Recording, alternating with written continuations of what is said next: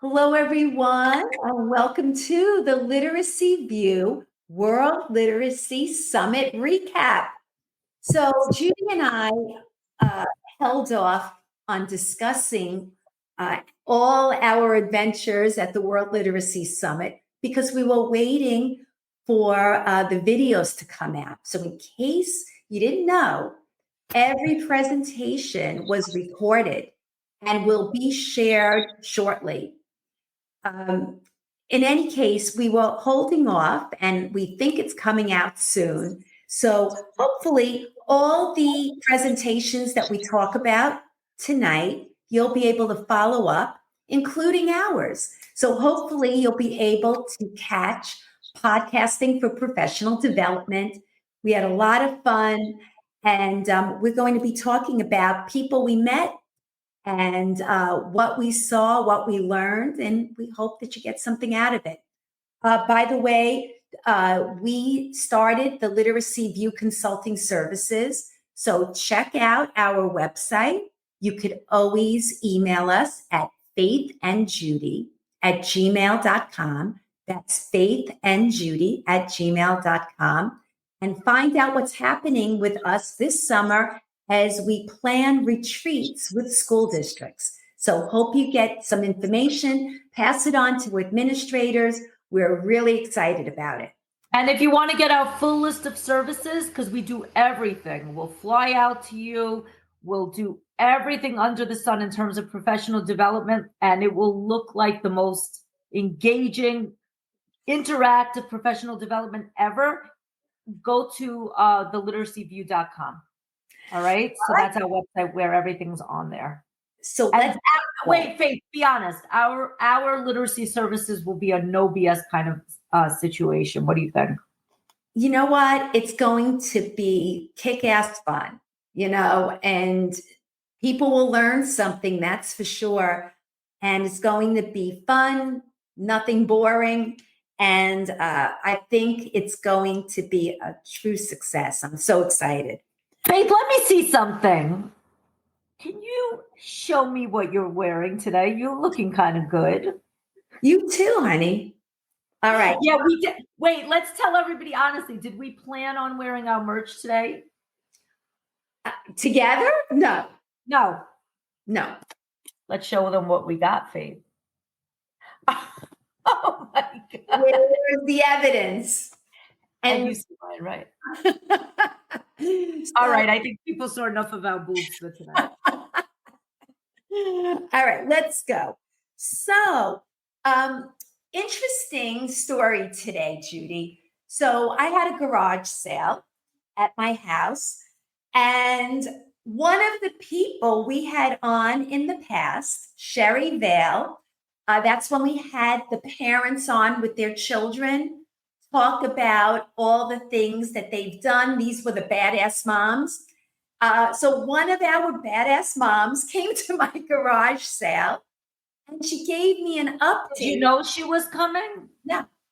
And so she gave me an update about her daughter, Kira, and what she's doing with WordWasp now. And the reason I'm mentioning this is we met at the World Literacy Summit, Nicola Cook and Marie Cowling. And they are the people behind WordWasp and Hornet. And we were so excited to meet them. We went to the King's Arms with them. That was the pub in Oxford. And we also went on a ghost hunt with them. That's right. We went on a ghost tour with them, and they were so much fun. And so they should be very happy that their work is making an impact. And I shared a quick little video on my page and the Literacy View group today. So Faith, I want to ask you a question. So I'm familiar with it. I've used it as well. What are your top 3 favorite things about WordWasp and Hornet in terms of helping students and student outcomes? So the record keeping, that I love, love, love. So right in the manual, whoever is doing the coaching with the student is able to keep a record right in the manual. and it shows if they are succeeding, and if they had the right number of repetitions, they're able to move on. If they're not getting it, they have to repeat and continue to go over what they were not succeeding in. So I love the record keeping. I love that virtually anyone, whether you have certification as a reading specialist or not. I mean, Sherry has 7 kids and she's a parent, and she was able to do what the school was not able to do. And her daughter couldn't even read the word dog, and going into high school. So, I mean, this is such an amazing story. It really is. So I love that anybody could help a child to read as long as you could read yourself. And she, now Kira is like a success story. You can't believe, you have to listen to the video. And then the third thing that I love is that it really gives equal attention to spelling and reading. And so that orthographic mapping, the writing of the words, everything is, together, the reading and spelling. And I think that's really extremely powerful. So it was great. It was great seeing them. I tell you my top 2 or 3 favorite things about their program that they have. Sure. So what I love is, because I've used it as well, and I was so honored to meet them in Oxford as well. They were just such down to earth, cool people. I love that. I love that they're easily accessible. They have their Facebook group. You're on their Facebook group answering. No, my Facebook group. Right. It's Word Wasp USA support, USA. Right. So these are my favorite things. A, they were down to earth people. B, it's very affordable. These books, they cost very little money. You could help a kid very fast. It's based on OG approach, but it's very, very easy to use. You don't need to have a million supplies. You don't need to have a million magnetic letters, just a book, pencil, paper, so you can teach your kids how to read efficiently. I also love that the assessment tool is available free online to figure out which book to start with, whether you start with Hornet or Wasp. It's a quick and easy assessment available to anybody. And it's such an easy assessment to give. And it's such an interesting assessment, even if you're not administering this program. It just gives so much information so quickly to see how kids are doing in terms of spelling and reading. And what else did I really like about it? It's inexpensive. I mean, that's what's so beautiful. I think, right. It's inexpensive, and in a building, like, first of all, so many older kids are forgotten. So this doesn't look babyish at all. It looks like, it provides some dignity to students that have been forgotten. And I also think that it's something that a professional could be trained in. A parent could do it easily. Even if you don't have 45 minutes a day, you do it for 15 minutes a day. Great. And it shows mastery very quickly with the check mark system. I think you should really check it out. I enjoyed meeting them, and I can't wait to learn more about what they're doing. I think they're also going to be advertising with the Literacy View soon, and they'll provide all their contact information and how to reach them and how to order their materials. Highly recommended them. So that was a big highlight. And I think, like you said, the fact that they include that encoding piece, I've seen other similar type of products that don't include encoding. And for me, as a reading specialist that still works with kids, and I'll tell you a funny story about working with the kids today, including that spelling piece is critical. Including that writing piece, you will get much better results if during every session kids are reading and writing. There's no question about it. That's the whole thing. You might be able to do something that's similar, but you're not going to have it stick, like when the kids write it down. Another person we met at the World Literacy Summit was Nikki Parr. And Nikki is a handwriting specialist. And her program is Better Handwritten. Actually, that's her website, Better Handwritten. And she is just the sweetest person. And she is just so talented at what she does. She's actually working with Trey Hadrick a little bit, doing some work with him. And so go more into detail. I know she didn't present at this conference, but we were hanging out with her a lot, and super down to earth, went to a pub together, hung out, and it was amazing. It's like when you hang out with passionate people, it feels like they become family. It was like we were in Oxford for 4 days, and I felt like I was surrounded by my people. And Nikki was definitely one of those people. So tell me a little bit more about what she has in terms of handwriting, because handwriting is completely ignored in a lot of classrooms. I mean, some phonics programs touch on handwriting for a couple of minutes, but handwriting is definitely one of the forgotten pillars of instruction, in my opinion. Well, she shows a lot of before and after samples of what she does. And I have to tell you, I mean, there are kids with just illegible handwriting, and she just turns it around. She just has, the strategies down that she's able to work with kids and build their confidence. And she does it systematically for handwriting. And, Does she have workbooks that she offers, Faith? she, I don't know if she does. She has materials. She has created materials. I don't know. I don't know offhand exactly everything, but I know that her website is betterhandwritten.com. Okay, good. I'm definitely going to check it out. Out of the UK. And she's just a lovely person. She was somebody that I always spoke with on Twitter. And finally, we met. And she came because she knew that I was going to be there. She wasn't presenting, and she just said, oh, I don't think she lives that far from Oxford. And she ended up going there for a few days. And I was like honored that she chose to come so that she could meet us. I thought that was just great. Then another person you'd met for the first time, but I've known for a while, is Hillary Fine. And she's with DK Learning, and she represents phonic books, decodables. And we went to dinner with her. And that was that was fun. Who came to dinner with us that night, Faith? It was Molly Ness. Molly Ness.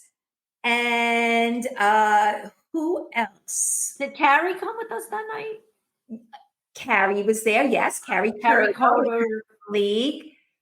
And Marion Waldman, Teach My Kid to Read.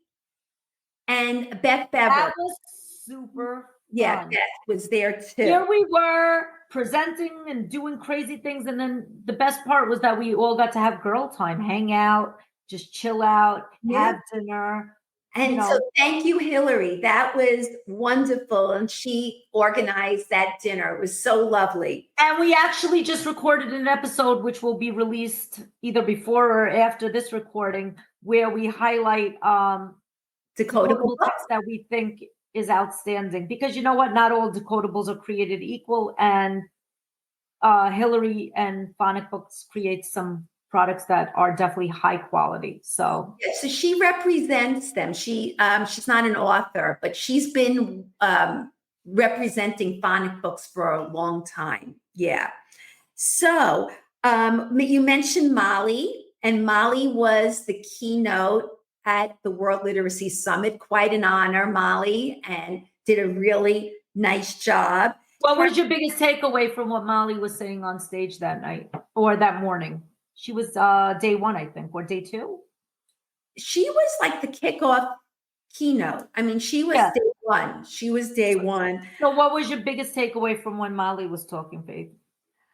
I just think that access to books is just a real issue worldwide. We know that that's a problem. And, Molly talks about book deserts and how important it is to be able to provide children with books, whether it's through imagination, imagination literacy. It's the Dolly Parton Foundation. I don't remember. I think it's imagination.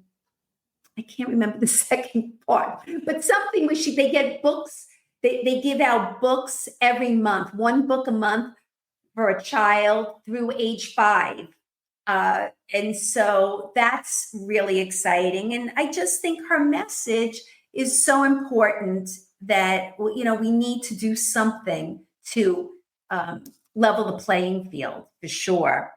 And then Carrie Curto was talking about the curriculum navigation reports. And remember? Wait. Yeah, I know what you're going to say, Faith. Faith is going to say that, we wanted to definitely support the Reading League. And, these presentations, you get 20 minutes to say your spiel. Carrie was assigned a slot at 7 a.m. Faith and I looked at each other and we're like, do we do it? Do we not do it? But you know what? People that are passionate about literacy and want to support each other and support their friends and support people that are doing great work, just do it. And of course, Faith has no patience to wait for her no BS bestie, meaning me. So Faith is there at 6:52.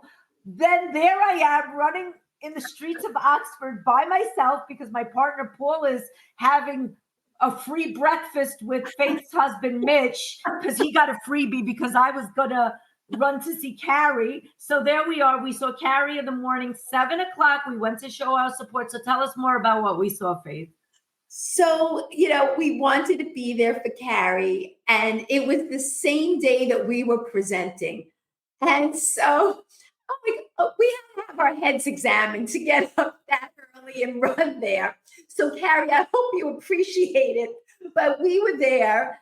So it was about the curriculum navigation reports. We did an episode on this. So anybody who wants to learn about that, go back to the Reading League when we had Maria Murray on. Maria wasn't at Oxford this time, but Carrie represented and she did a really nice job. Give her credit, first thing in the morning. Really hard when you're the first presentation or the last presentation, like Marion Waldman, she was presenting for Teach My Kids to Read with Beth Bevers. And they were like the last one of the day. And we went to that one too to support them. Yeah, let me just say another thing about what Carrie was presenting about. So some of you will catch up on the episode, and if not, this was my main takeaway. So we know that there's no perfect program, there's no perfect curriculums, nothing is perfect, but the Reading League designed a tool that basically will show you how to figure out if it contains elements that your program is evidence aligned, that it has research-based elements. Is it going to make what you're doing perfect? No, but it's guidelines to determine whether you're on the right track. I think it's a great tool. I wish I would see more principals embracing it. I think a lot of principals are overwhelmed and a lot of principals were just mandated to use certain things, but take the time. And the perfect time is even to reflect on these things, maybe, as the school year is ending, thinking about, what does the fall look like? What worked? What didn't work? So definitely check out that tool, right, Faith? Yep. I loved it. I think it really was well laid out, and Carrie did a great job. All right. So moving on, we met Lori Severino. And so Lori is partners from the big Facebook group, What I Didn't Learn in College. And they partnered together to do Credentials Unlimited. We didn't get a chance to see theirs, but we met Lori, and that was our first time meeting Lori, and she was super. That was a lot of fun. I agree. Lori is super cool. She's now my friend on Facebook. She likes a lot of my posts, so that makes me feel good. She's definitely somebody I want to hang out with and get to know better. I definitely want to learn more about, the concept of, the micro credentials. And the beauty of it is we couldn't attend every session. There was maybe 400 sessions or so. So the beauty is we're waiting just like you guys are going to be waiting. They're going to release everything. And I'm definitely going to be attending that session to see what else I could learn. Yes. About micro-credentialing. Yes. But I was really impressed with, Lori's passion and, she's not, at least I don't think so. She's not so active with a million things posting. I don't think so, but she really knows her stuff, and she was really great to meet. Yeah. And I thought that what else stood out about her is she does the work. You could tell she works with kids. She's been in the trenches just like you and I. So you could sense when somebody's in it for the right reasons, and I definitely got that vibe off of Lori. So Yes, yes. So now we could get to some of the presentations that maybe people will know some of their names. So one presentation that I loved was Usha Goswami, John Gabrielli, and Carla Reyesic. Reyesic. I think that's how you say it. So Usha is with Cambridge, and John Gabrielli I've seen before. He's at MIT. And I said to Judy, I said, we have to see John Gabrielli. And it was a session on how neuroscience you had to see him. And then Faith was there, like, Judy, we're getting a picture. He's coming on the Literacy View. He's going to be a no BS bestie. This guy is hot stuff. He knows his stuff inside out. And I think, Faith, he was the recipient of an award at the Yes. World Literacy Summit, right? Yes, the research award. So he won the research award. He's the most humble, brilliant person. The lovely, lovely man. We took a picture with him, and he's just, honestly, I think I was fangirling, and I normally don't fangirl, but he's just such a great, great guy and such a brilliant person. What were your main takeaways, Faith? So what I was really interested in the whole presentation. The three of them worked so well off of each other. And one thing that really struck me was how rhythm is so important to build phonemic awareness. And so there are things you could do in early childhood, replicating different patterns of sound. And, there's a lot to be learned. And then Carla has a school and in California, and she has been in touch. She's a scientist as well. And she's been in touch with John and Usha. And she does a lot of trial and error because her own son, I believe, could not read with even the best systematic, structured phonics. It wasn't working. Was she the lady that was at the Athena school? Yes, yes. So that was such a great presentation. Honestly, we're going to try to bring each one of these people on because they were just so interesting. I think she was, Faith, remind me, because it's been a little while now. So she was basically saying that for her own kids and in her own practice, in what she's seeing with kids, that sometimes just the traditional approach itself wasn't enough, from what I remember as well, right? That she was getting the best instruction. And they wanted to let people know that sometimes even, great phonics programs are not going to work for everyone. And so that we really have to be nuanced and be a little bit more open to other things working. And that really resonates with me because, we recently had an episode on with the AI and what's coming up in the near future. And I do think just like with rhythm and maybe music, AI is another one of these things. We have to stay open. And look, this came right out of, MIT and Cambridge.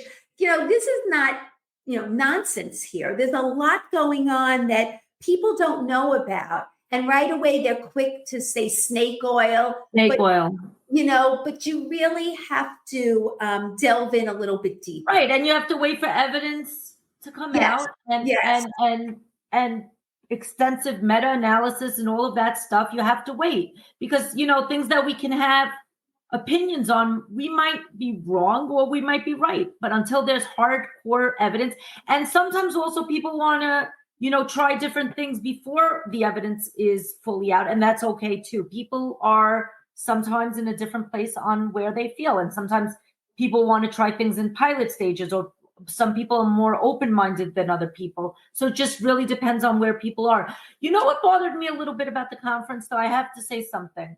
So Faith and I think we did a kick-ass job. We did our 7-step podcasting plan on professional development, because very often you'll go to these conferences and you'll be like, okay, what did I learn? What did I not learn? One thing that I think that we did that I think was unique, Faith, when we did our 7-step plan, which I definitely want to talk to the audience more about, is we gave out like folders, like old school. Yes. Every person that attended our presentation walked away with a folder, with resources.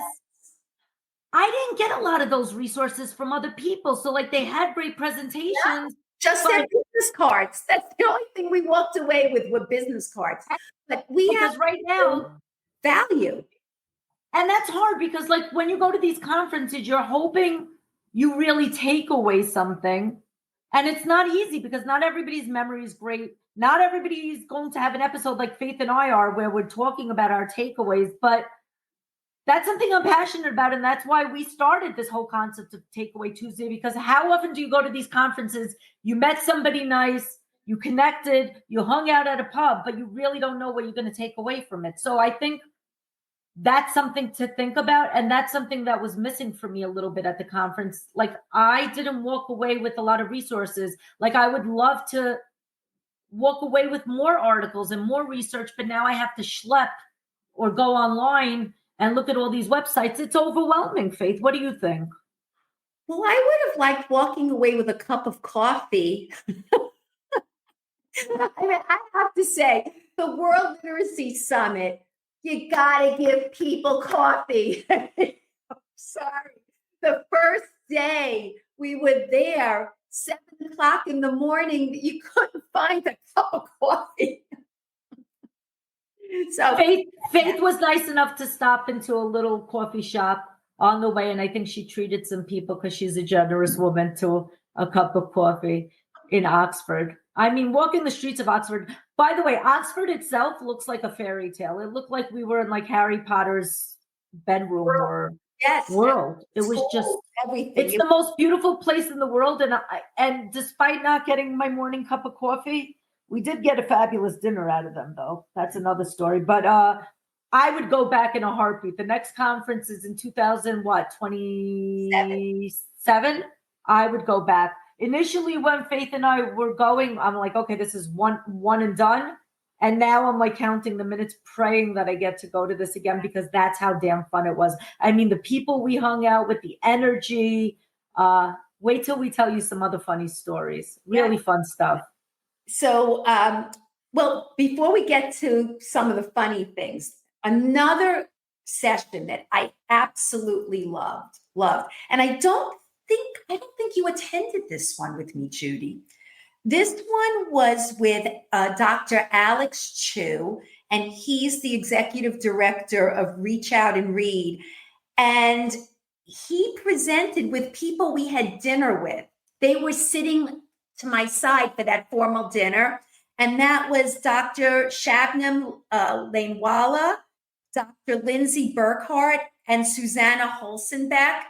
And they were presenting all on the early literacy and what you can do before kids even get to school. And that's my passion. So like my If Only I Would Have Known book is everything that they do, trying to get to kids' parents early on, through sending out books, through initiatives that work with pediatricians, and trying to spread the message about early literacy and things that you could do before kids even enter school. And they did a fabulous job. Those are people I would love to also have on. And where did I go when you were doing that? I think you wanted to do something else, so we split up. Wow. I don't remember what you went to, but we weren't together for everyone. And I think I went to that one by myself. Yeah, but that was a really good one. So I'm hoping that we could get them on. They were so much fun. It was really a great, great session. So, all right, some of the fun stuff. All right, so we were on stage with MC Grammer. So for anyone who doesn't know MC Grammar, he raps with nursery rhymes, and he could turn anything into a rap. Anything that kids need to learn, he could turn into a rap. So near the end of the session, he asked for volunteers. So Judy's pointing over my head that I should go up there. And I'm like, no, I don't want to go up. And we're sitting right in the front row. And she's like, come on, come on. I said, no, I said, you go. She said, all right, I'll go. So she goes with two other people, and it was a contest. And she was number 3. The other 2 went. She comes running over to me after the other 2 went. She said, Faith, I can't do this. I'm like, what do you mean? Faith, I can't do this. You go up. You do it. Come on, you do it. Please, you got to save me. I'm like, what are you talking about? She's like, come on, I'll do it with you. I'll go up with you. Please come up with me. So I was like, all right, I'll go up with you. So I ended up rapping at Oxford, and Judy danced around and she twerked on the stage at Oxford doing Hey Diddle Diddle. Yeah, I never thought in my life that I would see Faith as a rapper. She did a pretty good, she really got into it. You know, she has some good rhythm. You know, she was good. I dance, I do it. So my takeaway from MC Grammar, I'm a little ticked off. You know, we asked him to come on the Literacy View. He's a little too busy. Okay, but that's okay. I'm not going to hold it personally. But what I did take away from MC Grammar, I think he had a great idea. So I think his story was interesting. So he actually, I think, fell into this. I think he's an educator, I think. And he was doing something for his own child. I think he made a rap for his own kid. And then it went viral. And now he's MC Grammar. So I think the concept is interesting. I thought it was great. He kept showing, like, almost like you could do rap or stories as a shared reading with music and get kids reading and get kids excited about seeing words on the page and singing. So people that say structured literacy can't be fun, it sure can. And it was great to see words on the page. And we were almost doing, like, in this large auditorium with a whole group of passionate literacy people from all over the world, whether it be Uganda, the Cayman Islands, everywhere. We were all doing a choral song and chant to nursery rhymes. And I think nursery rhymes in general are forgotten in the classrooms. I think that they do have value, and just reading together and having a shared experience reading as a class is so valuable, and it helps phrasing and fluency, and it helps with phrasing and fluency. It helps with rhythm. It helps with so many things. So I think that was my big takeaway from his presentation. And with memory. So when you put something to a beat, it does something. And to me, his work jives with the research in a way that I just mentioned. So it was very interesting to see that. And that was a fun one. It was hilarious. I never in a million years thought that I would go to Oxford and be twerking on stage and dancing on stage. But that's who I am.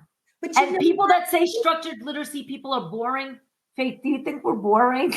No, as a matter of fact, what's interesting, we said it, and even our UK friends said it, the Americans are more dynamic than the Brits at presenting. That's a generalization, but I have to say, you know, that the Brits are reserved and they certainly know their stuff, but I do think Americans just have a little more fun presenting, maybe a little bit more showmanship.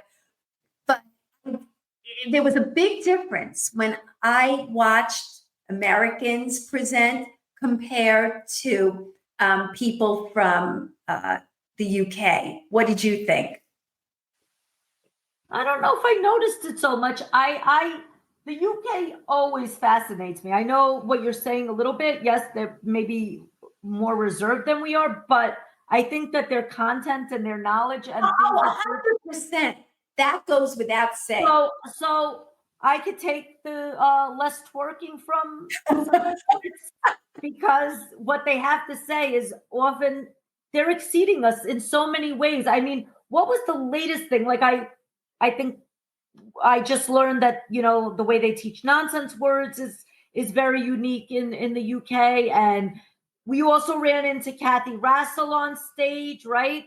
And she is dynamic. I mean, her messaging about what they're doing in the UK is so special. I mean, they don't rely on all these quote unquote programs. They have books and align it to the standards, and they're getting great results. So do we need to spend $1,000,001?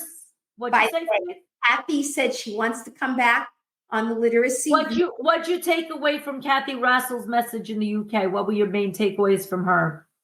So, something, she does a lot of work. She's a brilliant woman, and she does a lot of work with vocabulary through authentic books, and how, children can get so much out of reading books without having to do these separate lessons, tying in just authentic trade books into the classroom.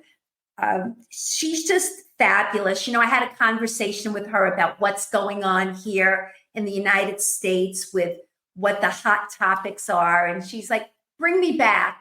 And I said, you got it. We're going to bring you back, because she really knows her stuff. And I hope that she does return. She's great. Let's see. Another presentation. We met an Australian woman who was absolutely lovely. Boy, do we generally love the Aussies. We love our Aussie literacy fan viewers. We are getting really popular in Australia, really popular in New Zealand, and we really had fun partying with the Australians in general at the World Literacy Summit. There were a lot of Australian people. Yeah, a lot of fun. So Tanya Grambauer, Tanya has an organization. She founded Literacy for Boys. And I mean, she also does literacy for all children, but that's her thing, Literacy for Boys. And she had some just great ideas about engaging boys in reading.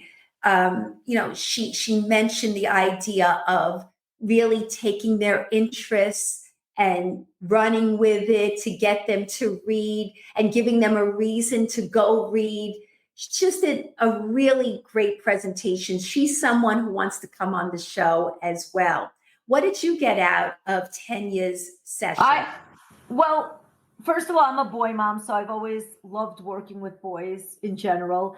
It's funny, in my private clientele, I would say 75% of my private clients are boys. I don't know why. Maybe boys struggle more in literacy than girls. I don't know the evidence and research.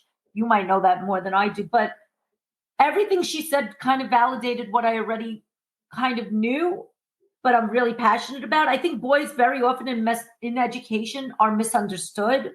I think a lot of our classrooms aren't meeting the needs of boys. They want boys to fit this norm. And a lot of our boys are a little bit quirky, and they have different interests, and they move their bodies a little differently. And they might be interested in things that we're not talking about in the classroom. Maybe it's Roblox, maybe it's Minecraft, maybe it's Boy Scouts. Who knows what it is? But I think that, if we just stay stuck in this mold that fidelity means we can't read things that are maybe interesting to the kids in our class, whether it be boys or girls, but in this case, boys, we're going to lose a lot of our readers and not engage a lot of our kids. And we have to hook those kids to want to read and to want to write. And what a beautiful and authentic way to do it, by finding topics that interest them. Are we giving kids in the classroom voice at all? Are we? Well, you know what? I do think that sometimes I think there are probably as many girls as boys, or close to it, who struggle. But a lot of times boys could be a little more active as far as needing to move a little bit more. And school is really not set up for little boys. It's just it's very rule based and sitting quietly, and that's rewarded. And little girls have probably an easier time. And this is a generalization, but I definitely think we need to give some attention to boys. And Tanya has some great ideas And I really enjoyed her I session. agree. And I think it's amazing, like when people get passionate about literacy and also like find their niche on what they're really passionate about, because that's very special. Because like, boys need an advocate and kids in general need advocates. And it's amazing to find people that are just so passionate about like a certain area in literacy. You don't find that often, that somebody's that passionate about a certain area. So that was very unique to see. I loved it. What you think of Gabrielle Mace? And she was the one who did the library program. I could tell you that as soon as I saw in the title of her presentation, Murder Mystery, I was there because I love murder mysteries. I love the whole genre of mystery. So when I saw that she was doing something with that, I was there, and it did not disappoint. She planned a whole program. She works with research, library research, to get kids interested in utilizing all the resources and to use their critical thinking skills on research, but making it fun. And the murder mystery was an example that she used with this program called Access It. Was that it? Access It? Yeah, it's a custom dashboard for the library that you could create all these different types of things for kids to do, research on different topics. That was a really different, interesting session. What'd you think? I thought it was fantastic. First of all, she's also from Australia. Boy, are the Australian people just vibrant, passionate, gorgeous people and fun and just cool to hang out with. I think that she's onto something brilliant. It's interesting. The work she was doing, it seemed like it was targeted at a boys' school, but I think it's a concept that could be expanded to anybody. I think libraries and schools, especially in the States, school libraries aren't functioning that well. And it's a lot of BS from a lot of these bureaucrats that say that reading is a priority, but a lot of schools don't even have fully functioning libraries, let alone murder mysteries happening in their libraries. But I thought the concept of adding themes into our libraries to engage students was brilliant. She was showing how it's done for like older readers that have, possibly struggled or not been as invested in reading. And she made it so engaging and so user-friendly that she sets up this website with different, places for the kids to go to investigate the library. And there's so much reading involved. But because you're solving a mystery, you're not even realizing you're reading. So you're so invested. There's an element of gaming and edutainment, which is something that's why we wanted to go. Remember? Once we thought it was gamification, we were there, because that's part of our 7-step plan. And that was included in our presentation. And we said, let's go. Tell people why we're passionate about the concept of edutainment. Isn't there some evidence and research that aligns to, that as a way of learning? We provided all the research in our presentation and our handouts about gamification and how it helps with learning, and how you can make it fun for not just children, but for adults as well. And so that was something that we tested out. We did a game show a couple of months ago to test people's knowledge from listening to the Literacy View. And it was a lot of fun. People had their telephones where they had to punch in their answers, their responses, and we had winners. And adults loved it. It was so right.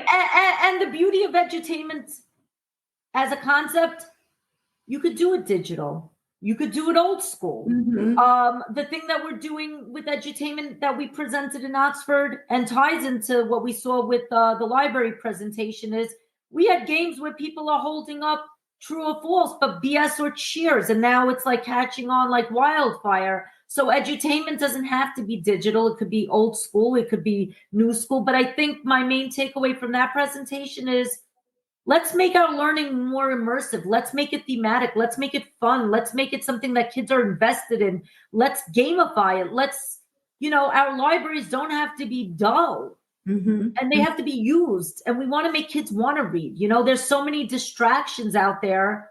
How can we engage our kids? So I think kudos to her, and we'll definitely have her on the Literacy View. Yeah, definitely. So we also met Sheriff Christopher Swanson. And so he was the founder of Ignite, and his session was Ignite from Incarceration to Education. And it's the 21st century answer to a global crisis.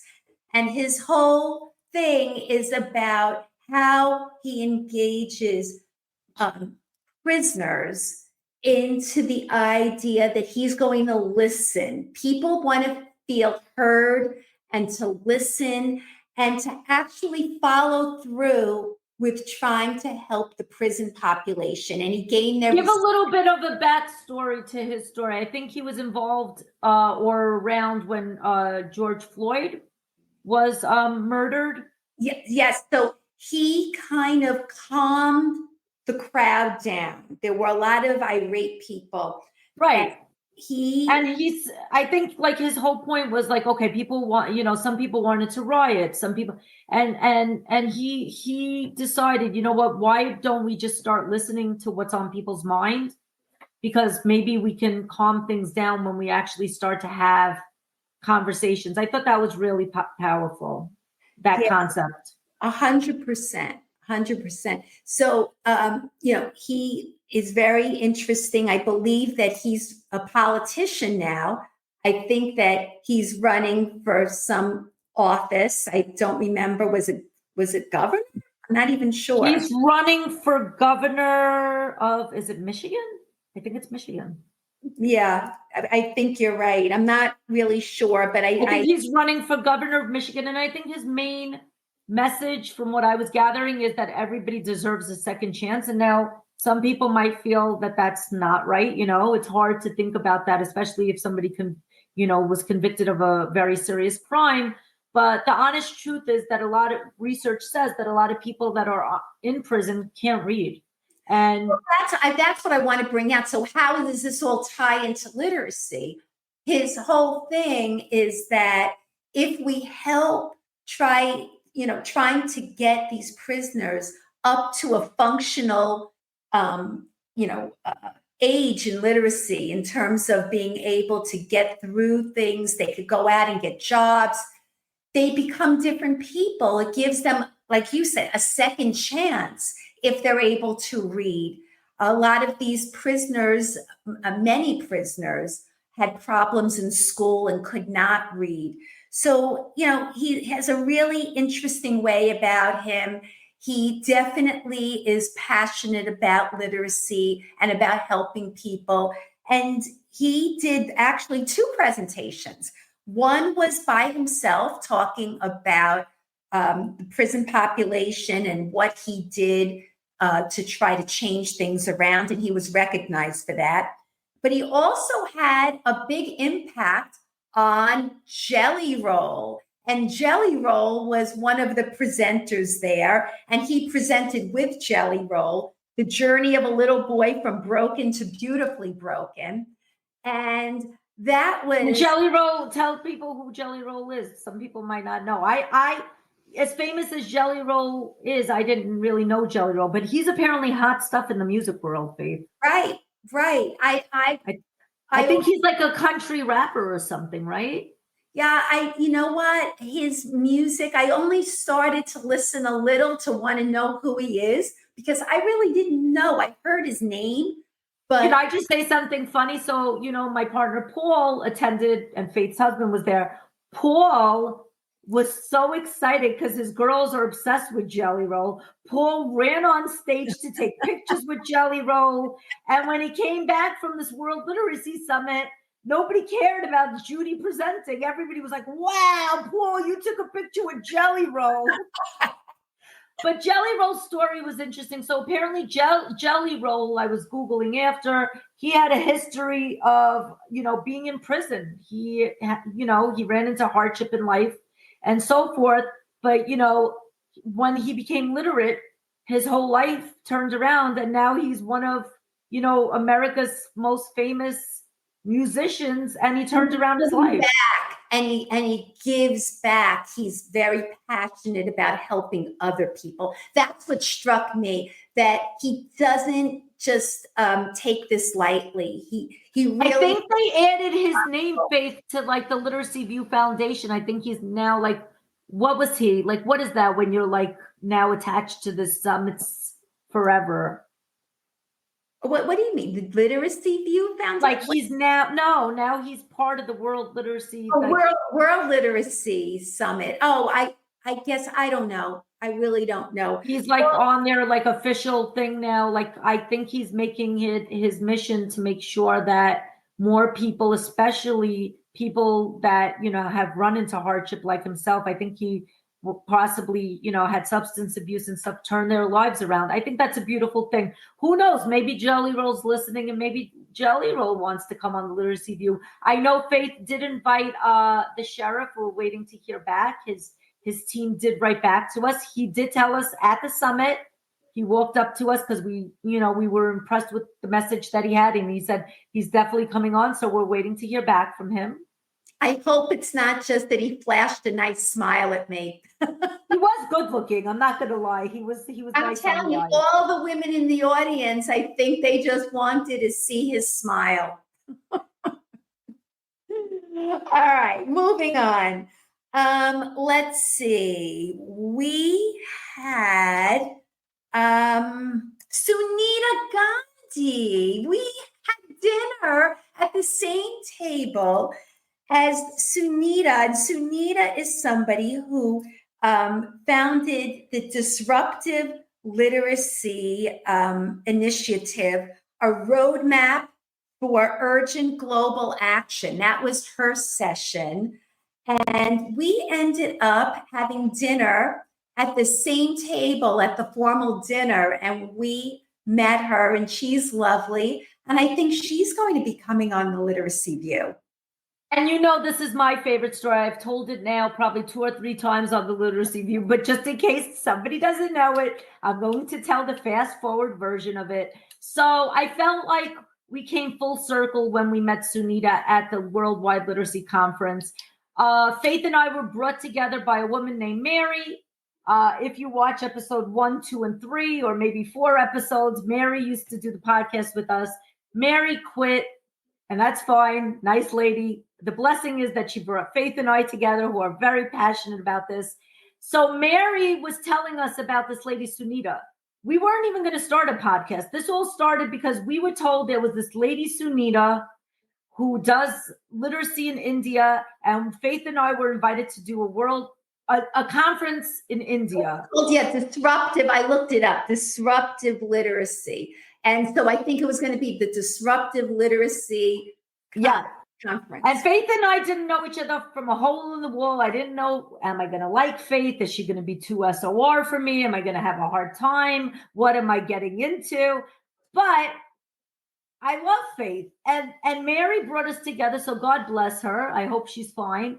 But the funny thing is, we didn't know if Sunita was real because all of a sudden, Mary stopped mentioning this lady, Sunita. So we're like thinking, and Faith and I are like side texting, what the fuck is going on? Is Sunita real or is she not real? I know, I cursed. I'm sorry. We could tweet it and block it. Anyway, we didn't know if she's real. And we didn't know if that was fake news or not fake news. Anyway, all of a sudden, I see who's going to be presenting at this conference.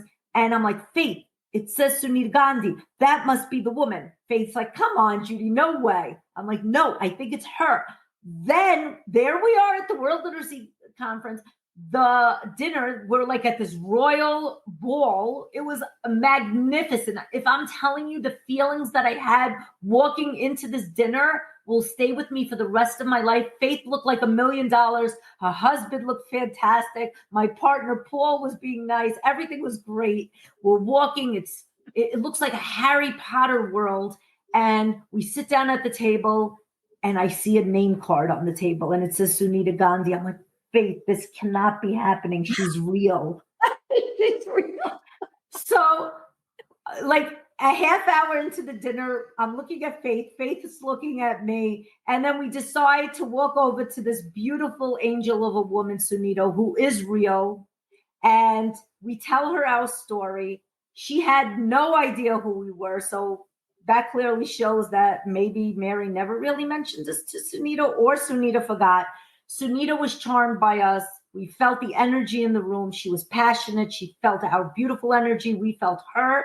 And Sunita will be coming on the Literacy View. I cannot wait. Faith, just so you know, she sent me an article. I'll send it to you tomorrow so you could review it, because she definitely has a lot to offer the world. And I feel like I thanked Sunita when I saw her, and I said, thanks for bringing us together. You're the reason Faith and I are here. So isn't that a crazy story, Faith? Really is. It is amazing. It's just, the world is such a small place with how you meet people, and you never know who you're going to meet. It was pretty amazing. So here's what struck me about the World Literacy Summit. It was so interesting to me that I've been going to all these SOR conferences. We were at the Everyone Reading and Research Ed. This one was very different. And, I was a little surprised that some of the sessions were still kind of balanced literacy. It's not like they screened them out to see if it met any sort of, science of reading minimal requirement. I don't know. It was just very strange that some of these sessions were balanced literacy. So I haven't seen that in a while. And then the other thing that was so interesting to me about this conference was how diverse it really is. Now, when they say World Literacy Summit, they mean it. Like, we met people from South Africa, from Grand Cayman Islands, Uganda. Everywhere. It was just amazing. We also met somebody from Malaysia who's a big fan of the Literacy View. Yes. And she said that where she's from actually wasn't Malaysia. It was Well, we did meet somebody from Malaysia. We did. Maybe. But there was another section or something. Anyway, where she's from, they said that they had a 95% literacy rate, and that the first language that they're teaching kids in that country, I'm going to look it up, is English. So isn't it amazing that there's so many pockets of success that we don't really speak about? And that was the biggest takeaway for me. Like, there's so many good things happening in the world, and why aren't we talking more about it? I feel like in the United States, we're just talking to the same old people and seeing the same old people at these conferences. And we're not seeing enough diversity. And we noticed that when Faith and I went to Research Ed in New York City. It was my favorite conference. I loved it.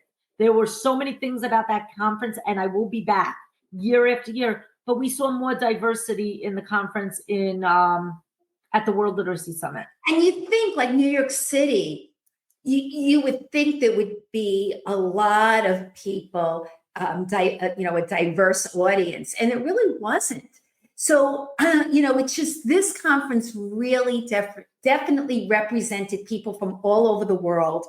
And what's interesting is the topics were not the same again and again. Like, it's mind-numbing sometimes, the same thing over and over and over again. These were so different, like, the mystery, the librarian who did the mysteries, and just a lot of cool stuff. So I definitely would recommend, if you have not gone to this type of conference, this is a fabulous one. Faith, I want to mention something controversial. So I think there was a great speaker at the conference. I think he was not a keynote, but he had a big duration of time. He was dynamic, I thought. Was that Josh Clark? He spoke about dyslexia. I think he was funny as hell. He told so many stories about being a dyslexic child and what it felt like, and, how he struggled in the classroom and how he did quirky things that nobody thought were funny, but now people think that they were funny. Remember, he showed the illustrations of himself as a little boy, or urinating or peeing or something really funny. But I think he also said something that some people weren't blown away about. And I think it was the topic of dyslexia as a superpower. He felt that it is his superpower. What do you think, Faith? Well, you know something, I think if that gives you confidence, and it makes you feel like you could conquer the world because you have some superpower ability, fine, but it's not.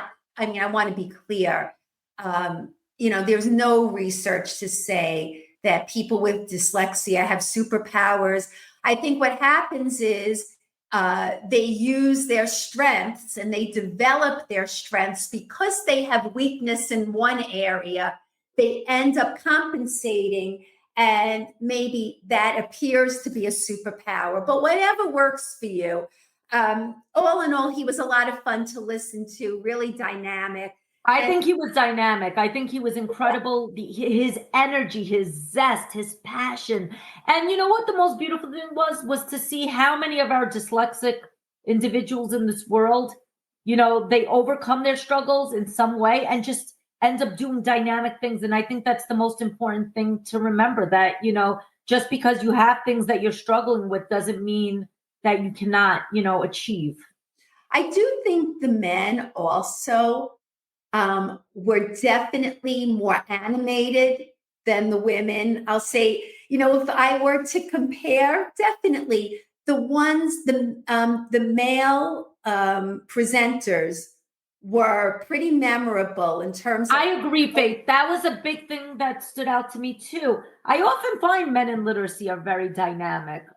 In general, at a lot of conferences that I go, they're like more.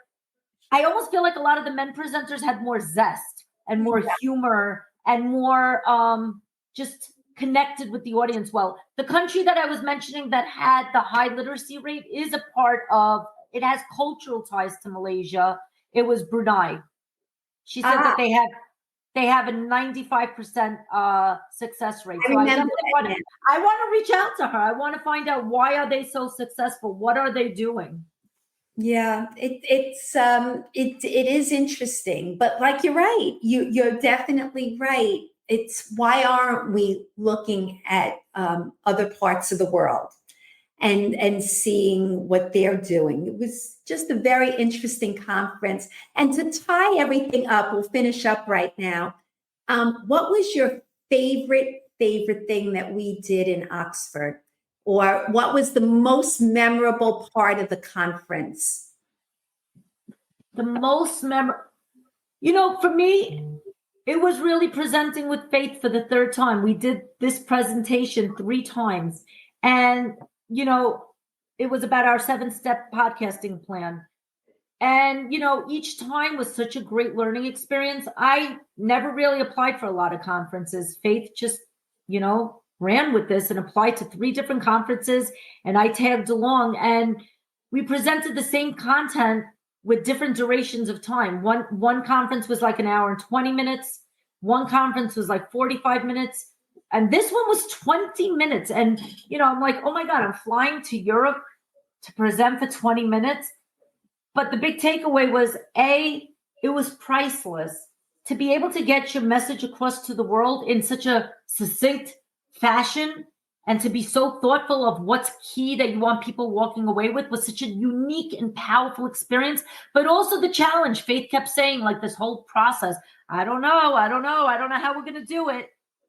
This is going to be hard. How are we going to get down to 20 minutes? And to know that we accomplished that as a team was so unique. And, this was my first time traveling with Faith. A couple of years ago, I didn't know who Faith was. 4 years ago or 5 years ago, Faith wasn't a part of my life. And now she's like family to me. And whether we agree or disagree, to be able to share that experience with her husband and my partner, Paul, and, just travel and meet like-minded, passionate people that will stay with me for the rest of my life. And it also reminded me, life is such a beautiful thing. Sometimes, you forget that, I have my bad days that I, can't even believe that we have to record another episode of the Literacy View, or that I have to go to work and, have my schedule ready and visit a million classrooms where, you see the good, the bad, and the ugly.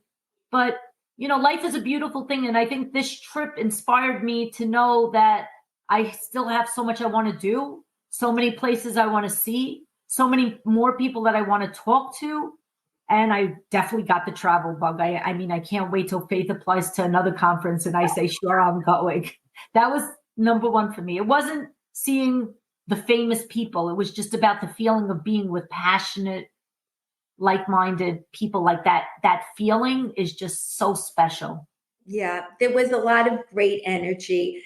And I think that's a very interesting point you brought up about the time frame, how we took the same presentation and we had to cut it down because we started with the one where we had the longest amount of time, which is actually the easiest. You would think like, oh, the longer it's harder, but no, the longer it's easier because then you could pace yourself and feel comfortable and go off a little bit. But when you have to start tightening it up and then to have a really short amount of time to present, it really forces you to be in the moment, to just know this is what I have to say, this is what I have to do, kind of like a takeaway Tuesday, right? Like that's the whole point, to try to get everything down to a short amount of time and leave with something important. So I was proud of us that we did that. It was good. Yeah, I think it was great. I think the host was really great also. Do you remember his name? I think his name was Dr. Don Green. He was the board of directors for the World Literacy Foundation. He was really great too. I hope to have him on. He was charming, energetic, really got the crowd going. And yeah, he loved our twerking, so kudos to him. Everybody knew us at the end of this conference. They didn't know us for our 7 steps. Well, you did our twerking. No, it was your twerking. and your rapping. And the other great thing is we will, hopefully, our presentation will be live, so you'll be able to see what we're offering to schools, part of our professional development, our 7-step plan. Hopefully it goes viral and, everybody wants to bring us to their school to do this great work. Faith, I loved it. I can't wait till you apply for the next conference. I definitely need a conference break for a couple of weeks, but it was magnificent. And we'll share when those videos come out, when they post everything. Yeah, and hopefully people could learn about all these people that we spoke about today. Was there anybody amazing that we might have missed, Faith? I'm looking. There was another guy that spoke. He was pretty good too, but see, that's the problem with the conference. I didn't walk away with any pamphlets, papers, and sometimes it's hard to remember, and that's what's really kind of hard. I just hope in general people start thinking about how can we make more of an impact after attending any conference. What are we doing with that information? Faith, what are you doing with your information? Are you doing anything? You know what? Truthfully, I think that we are really going to work with this gamification more when we really flesh it out. I think we have some great ideas going. And I think also the fact that we're going to bring these people that we did see back so we can dig deeper is important. And I think the other important thing is the literacy view is moving in the direction that we're going to also, put our learning into categories. Like if we're going to have multiple sessions about, education for boys, we'll group them. If we have multiple sessions about writing, we'll group them. Or we could group it for your schools, or, you can group them for your schools as well. Right. So just like there's a playlist for music, this would be no more one and done. Right. All right. So let's wrap up. Thank you for listening. We'll be in touch with you when the videos come out, and we'll see you soon. Take care, everybody. Changing lives one view at a time. And you can advertise with the Literacy View and contact us at FaithandJudy@gmail.com for our consulting services. Bye now. Bye.